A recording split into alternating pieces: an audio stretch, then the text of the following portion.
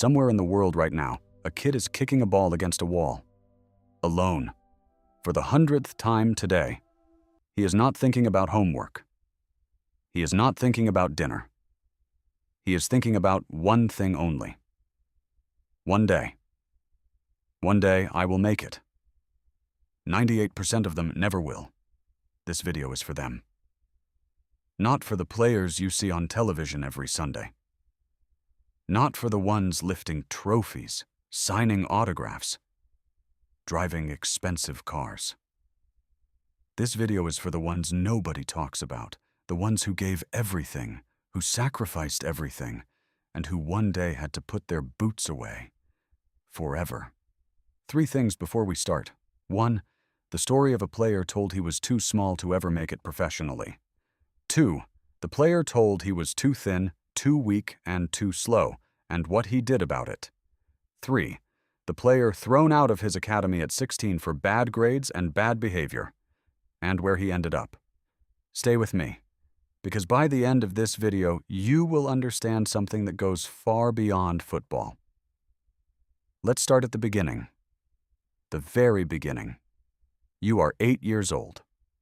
You are the best player on your team. The coach pulls your parents aside after the match and tells them something that will change your life forever. Your son has something special. 4 words, and suddenly the whole world opens up. Your parents start driving you to extra training sessions. You wake up at 6 in the morning before school. You train in the rain. You train in the cold. You train when your friends are at the cinema, when they are at birthday parties, when they are just being kids. You don't mind, because you have a dream, and the dream is worth everything.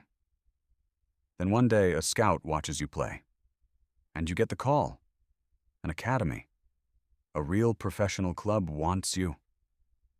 This is it. This is the beginning of the rest of your life. What you don't know yet is what happens next.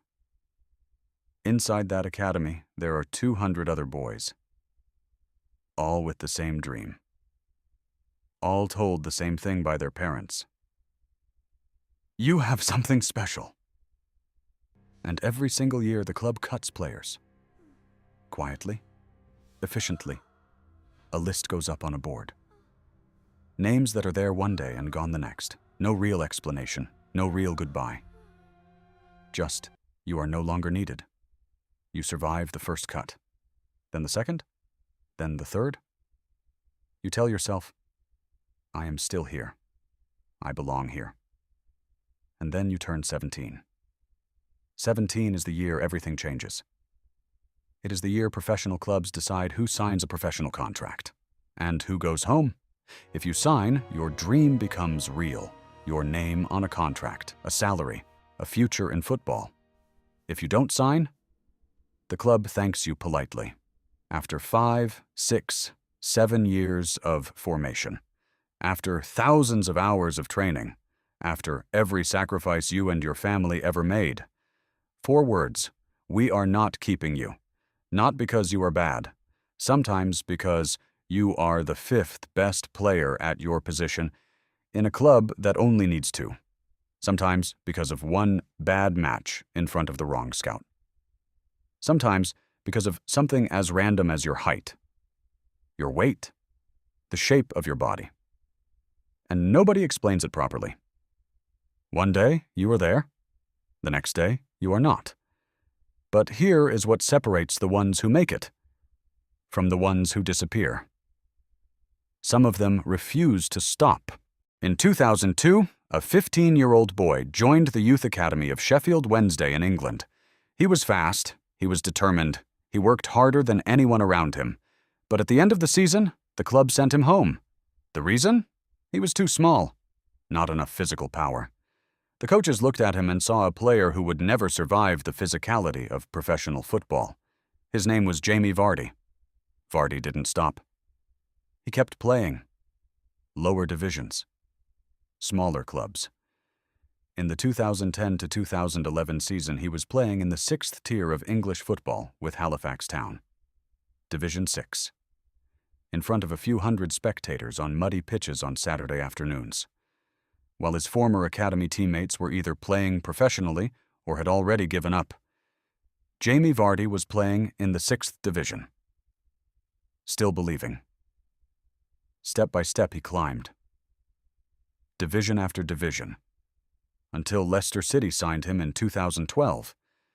And in 2016, Leicester City became champions of England for the first time in their entire history. The bookmakers gave them odds of 5,000 to 1 at the start of that season. The greatest sporting upset ever seen. In any sport. Anywhere in the world. And the player told he was too small at 15 years old was one of the main reasons it happened. But Jamie Vardy was not alone that season, because playing alongside him was another player with a similar story, a player who had been told almost exactly the same thing as a teenager. His name was Riyad Mahrez. Growing up in the northern suburbs of Paris, Mahrez played for his local club AAS Sarcelles from the age of 12 to 16. He had the technique, he had the vision, he had the creativity, but his coaches told him something that could have ended everything. In his own words, "They said I was too thin, that everyone would push me off the ball. I had good technique, but physically I wasn't strong, and I wasn't fast. Too thin, not strong enough, not fast enough." Mahrez kept going. In 2009, he was spotted by a club in the 4th division of French football. One season, then Le Havre. Then, in January 2014, at 22 years old, he signed for Leicester City. The same Leicester City as Jamie Vardy, two players told they weren't good enough, too small, too thin, not strong enough, not fast enough. Together they won the most improbable title in the history of football. In 2016, Mahrez was named PFA Players' Player of the Year, the best player in the entire Premier League as voted by his fellow professionals. He also won African Player of the Year, and in 2019, playing for the Algerian national team in the semi-final of the Africa Cup of Nations against Nigeria with the score level in the 95th minute, Mahrez stepped up to take a free kick and curled it into the top corner. Algeria won the Africa Cup of Nations. The player told he was too thin, lifted a continental trophy. And then there is the third story. In 1995, a 12-year-old boy joined the youth academy of Lille in France, one of the most respected academies in the country. He stayed for 4 years, from 1995 to 1999. And then they sent him home. Bad grades at school, behavioral problems, not disciplined enough off the pitch. The academy decided he was not worth the trouble. His name was Franck Ribéry. Between 2001 and 2004, Ribery played semi-professional football in the 3rd division of France. Not quite amateur, not quite professional, earning just enough to survive. Training in the evenings after working during the day. Then Metz. Then Marseille. And in 2007, Bayern Munich. He would spend 12 years at Bayern Munich. 12 years at one of the greatest clubs in the history of football. In the 2012 to 2013 season, Ribery was the best player in Europe. Bayern Munich won the treble, the league, the cup, the Champions League, everything. At the end of his very first season at Bayern Munich, Franz Beckenbauer, the greatest German football legend of all time, said this about Ribery. "When we signed him, it was like winning the lottery." The player thrown out of his academy at 16 for bad grades was described as a lottery win by a football legend. And that same year, Ribery finished 3rd in the Ballon d'Or, behind only Lionel Messi and Cristiano Ronaldo. Many people believe he should have won it. 3 players, 3 rejections, 3 different reasons why they were told they would never make it. Too small, too thin, too undisciplined, and together they represent something that nobody tells you when you are standing in front of that academy board reading the list of players who have been cut. The story is not over. But here is the truth that Vardy, Mahrez, and Ribery also represent.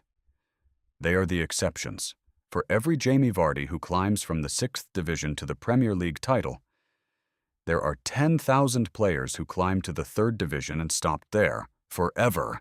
For every Riyad Mahrez told he was too thin who becomes PFA Player of the Year, there are 10,000 players told the same thing who never found their Leicester City. And those players, nobody makes videos about them. This is their story. You didn't sign a professional contract at 17, but you didn't stop either. You kept playing. Lower clubs, smaller stadiums, semi-professional football, and semi-professional means exactly what it sounds like. Half professional? Half something else. Because the wages in the third, fourth, fifth division are not enough to live on. Not in most countries. Not for most players. So, you work. You wake up in the morning and you go to work. A real job, a normal job, in a warehouse, in a supermarket, in construction, in an office, whatever pays the bills. And then in the afternoon, you train. And on Saturday, you play. You're living two lives simultaneously. The life everyone else lives, and the life you refuse to let go of. Your friends from school have been building their careers for years while you were chasing a dream through the lower divisions. They have promotions. They have savings. They have stability. You have muddy boots and a Saturday afternoon match in front of 300 people in the rain. But you also have something they don't have. You still believe. Every season you think, maybe this is the year. Maybe the club gets promoted. Maybe a scout comes to watch. Maybe someone notices. Sometimes it happens. The club has a great season. You get promoted. Division 4 becomes Division 3. And suddenly you are closer than you have ever been. And sometimes a scout does come. And sometimes someone does notice. Jamie Vardy was playing in the 6th division when Leicester found him. Mahrez was in the 4th division of France when he was spotted. These things happen. But most of the time, they don't. Most of the time, you play semi-professional football until your body starts telling you it's enough, until the work in the morning and the training in the afternoon and the match on Saturday becomes too much to balance with a family, with real life, with everything that life demands of you. And one day, quietly, without a press conference or a retirement ceremony or a crowd applauding, you decide to stop. You put your boots in a bag, you drive home, and that is it. No announcement, no tribute match, no highlights reel, no documentary. Just the end. And then comes the hardest part. You watch football on television. You see players you know, players you trained with in academies, players you played against in the lower divisions. Some of them are not better than you were at 19. You know it. You have played against them. You know exactly what they can and cannot do. But they are there, under the lights, in front of millions of people, and you are on your sofa. That is not bitterness. That is just the reality of football, of life, of the distance between a dream and what actually happens. And yet something strange happens when you look back. Not immediately, not in the first months after you stop, but eventually, when enough time has passed, when the pain of the last match has faded into something quieter, you realize something that nobody told you when you were 8 years old, kicking a ball against a wall. The journey itself gave you something. Here is what football gave you that no school, no university, no training course could ever teach you. Discipline. Not the discipline of doing what you are told. Anyone can do that. The discipline of showing up when nobody is watching. Of training when you are exhausted. Of getting back up after every rejection, every cut, every coach who told you that you were not enough. That discipline is the most powerful thing a human being can possess. Your former classmates have years of professional experience ahead of you on paper. But here is what they do not have.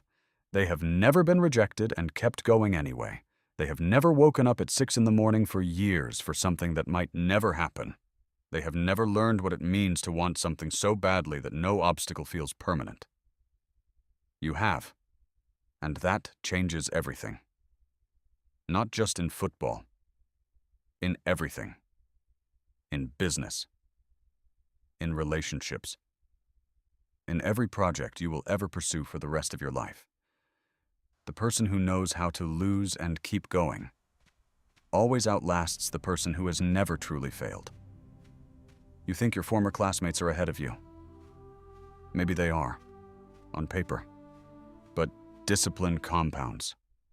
Every year that passes, the gap between the person who has been forged by failure and the person who has lived comfortably gets wider, in your favor. Vardy was told he was too small at 15. He kept going. Mahrez was told he was too thin at 16. He kept going. Ribery was thrown out for bad behavior. He kept going. They made it. Most people don't. But here is what both groups have in common. The ones who made it and the ones who didn't. They all kept going longer than anyone expected them to. And that is not nothing. That is everything. So if you are someone who once had that dream, if you are someone who gave years of your life to football and didn't make it to where you wanted to go, if you are someone who still wonders sometimes, what if? Know this: the discipline you built on those training pitches, the resilience you developed through every rejection, the ability to get up and try again, that football forced you to learn. That is yours.